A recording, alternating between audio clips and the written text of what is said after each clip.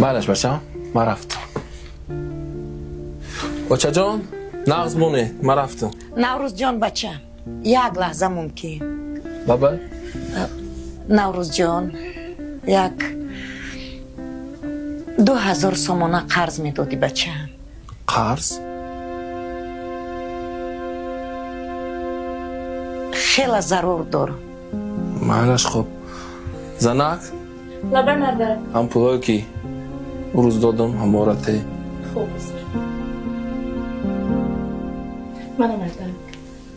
بچه جان این مبلغی که پرسیده تشکر. نه که در وقتش برمیگردونه. حتما همین که نفقه گرفتم فقط مایده. خب بچه انا این باشد قرضی من بچه جان. قرض؟ چه قرض بچه؟ وقتی که معده بودم بیمار بودم دیاتون هست شب تا سحر بیدار بوده. انا این حقی همون شبای بیخوابیه که برای من کشیده. جانیو چه؟ کاش یک شبش رو همین جبران کرده توانم. آچه جان باز یک قرض دیگر دارم. باز چه قرض؟ میدانید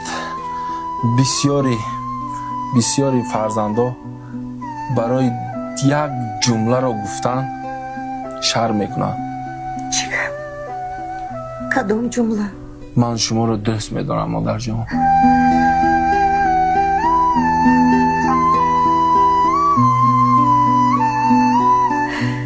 جانی اوچه منم توی دوست میدارم. اوچه جانه باز شما قرض میپرسیدم. در اصل آدمی قرضدار ما فرزندان نیستیم اوچه جان. از شما التجا میکنم من قرضم تا برگرداندن مرا پرتافته از دنیا نروید اوچه جان.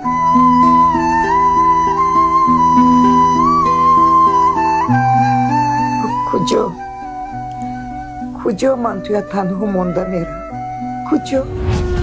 مادرم توی تنها پناه توی یاورم